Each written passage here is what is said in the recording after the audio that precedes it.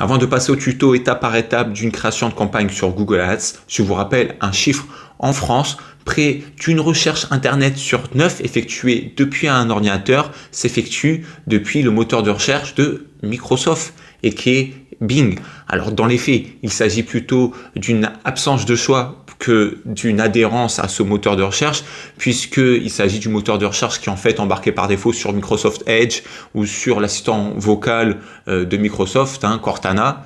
Mais du coup, on peut supposer que parmi cette population qui utilise ce moteur de recherche, les seniors sont surreprésentés puisqu'ils seraient peut-être plus susceptibles de laisser les paramètres par défaut. Et petit tips au passage, sachez qu'on peut importer nos campagnes de Google Ads en 2 clics sur Microsoft Ads puisque les régies publicitaires sont vraiment similaires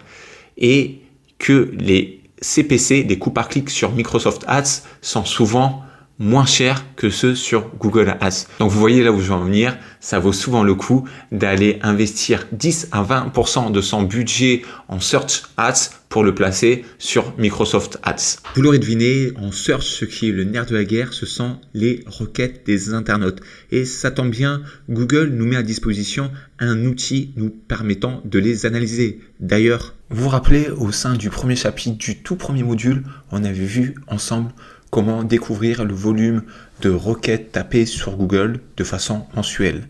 Dans l'exemple, on avait pris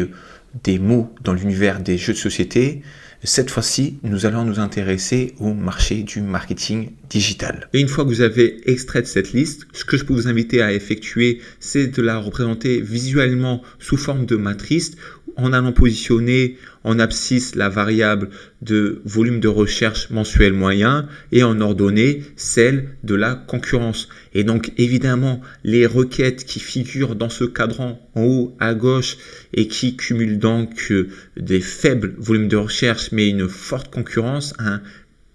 coût par clic élevé, et sont un peu moins attractives qui, nous, on est là, on cherche plutôt un bon coup et on sera davantage intéressé par les requêtes, si elles correspondent bien à une attention sur laquelle on souhaite se positionner, qui figure dans ce cadran ici. Dans cet exemple, on va partir sur la création d'une campagne générique autour d'un groupe d'annonces plutôt solutions, où on ira enchérir sur marketing digital formation, sur formation marketing digital. Alors je parle d'un groupe d'annonces solutions puisque finalement ça correspond à un produit et ça fait opposition à des groupes d'annonces plus pensés problème, que ça pourrait être comment être premier sur Google, comment vendre en ligne, développer mes compétences en marketing. Et ça peut tout à fait faire sens de commencer par enchérir sur ce type de mots-clés qui est un peu moins intentionniste, un peu moins transactionnel et du coup souvent un peu moins cher. Ça peut s'expliquer s'il en a besoin de évangéliser notre produit, notre solution, et donc on va plutôt parler du problème auquel il va répondre, ou si également on a vraiment un budget assez réduit et donc ça peut être une opportunité de commencer par aller chercher ces requêtes qui sont un peu plus en haut dans le funnel, dans l'entonnoir de conversion. J'ai aussi évoqué le concept de campagne générique car on peut distinguer plusieurs stratégies de campagne. On va les présenter ici en allant de la plus défensive qui finalement consiste à acheter son propre nom de domaine. On va se mettre ici dans cet exemple dans le cas du fournisseur de literie Emma et Emma potentiellement achète son propre nom de domaine autour d'une campagne qu'on appelle branding de marque. Et tout à fait, là vous voyez que c'est un résultat sponsorisé et on voit apparaître donc le site d'Emma alors que ensuite son résultat organique apparaît en second lieu. Et cette stratégie de campagne de marque, elle vise à protéger la marque contre d'éventuels concurrents qui pourraient essayer d'acheter le nom de domaine pour conduire les internautes qui seraient intéressés par Emma sur son propre. Voilà, c'est le cas de Hypnia, par exemple, qui achète donc le nom de domaine Emma pour essayer de faire de la croissance sur son dos. Il s'agit définitivement d'une stratégie défensive qui a certes de nombreuses vertus, mais qui possède néanmoins le sérieux inconvénient de commencer à nous faire payer un droit de péage à Google à chaque fois qu'un internaute choisit de nous rendre visite en tapant tout d'abord notre marque sur son moteur de recherche, puis en cliquant sur l'annonce qu'on a préparée à cet effet. Et pour vous donner des chiffres, pour parler concrètement, sachez par exemple que Pimki, le vendeur de textiles féminin, a payé sur la dernière semaine de décembre 2021 environ 3 000 € en campagne de marque. Il a 2 campagnes de marque, une s'adressant aux visiteurs l'ayant rendu visite il n'y a pas longtemps, ou une autre aux inconnus. Et ces dépenses relèvent à 3 000 €, ce qui demeure quand même une sérieuse somme. On va ensuite considérer des campagnes très bottom of the funnel, en bas de l'entonnoir de vente, des campagnes qu'on va appeler les campagnes produits. Dans cet exemple-là, ce serait matelas 2 places, matelas 140 x 190, où on montre déjà une certaine intention, une certaine maturité dans notre recherche.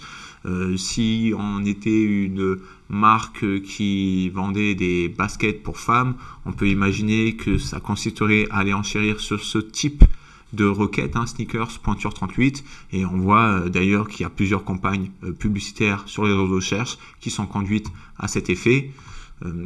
Autre possibilité, avoir une campagne générique, et là on revient à l'exemple que je vous donnais tout à l'heure. Donc ça consiste à aller se positionner sur des requêtes un peu moins intentionnistes. Ça pourrait être ici sur literie, sur trouver taille de matelas. On est souvent sur des CPC un peu moins élevés car l'intention est un peu moins transactionnelle. Et là vous voyez bien qu'on est passé d'une stratégie très défensive à très offensive, et ça dépend des rapports que vous entretenez avec vos concurrents, mais vous pouvez très bien aller imaginer acheter leur nom de domaine. Dans le cas d'Emma, on pourrait aller acheter F-Sleep, et d'ailleurs on peut voir que c'est le cas de Corem par exemple, qui achète le mot-clé F-Sleep, donc il y a un concurrent qui commercialise des matelas sur Google Shopping. Ici, donc on est sur des campagnes Google Shopping, et ici on est sur des campagnes Google Search. Toujours en restant offensif, je viens de réaliser que j'aurais également pu vous partager des campagnes d'intérêt d'audience où on irait aller essayer de détecter des futurs besoins, et ça pourrait donc se matérialiser par de l'achat de mots-clés comme meubler mon appartement, puisqu'on peut supposer qu'il y aurait également besoin d'un lit. J'aurais également pu faire figurer les campagnes DSA, les campagnes dynamiques, en fait, qui nous permettent, sans aller sectionner et enchérir des mots-clés, puisque cette fois-ci, on n'a plus qu'à fournir à Google des URL sur lesquelles on souhaite que Google scanne le contenu et se positionne lui-même sur les mots-clés qui peuvent faire sens pour notre entreprise. Alors ce qu'il faut faire au préalable, c'est de bien penser à mettre en mots-clés négatifs l'ensemble des mots-clés sur lesquels on est déjà positionné sur le reste de nos campagnes pour éviter de se faire de l'auto-concurrence entre nous. Mais ce type de campagne peut s'avérer pertinent pour essayer d'aller détecter de la longue traîne, pour essayer de nous faire gagner du temps si on est un peu contraint en termes de temps, puisque si vous avez un large catalogue de produits, on peut supposer que vous pouvez peut-être chercher à vous positionner sur plusieurs centaines, plusieurs milliers de produits, et donc là c'est un véritable gain de temps que vous permet ce type de campagne. Et j'ajoute que maintenant qu'on a une bonne vision d'ensemble sur les différentes stratégies de campagne que l'on peut lancer sur les réseaux de recherche de Google, il faut avoir en tête que la structure d'une campagne est ce qu'on a l'habitude de voir, c'est-à-dire sur 3 niveaux, avec d'une part des campagnes sur lesquelles on va paramétrer nos objectifs,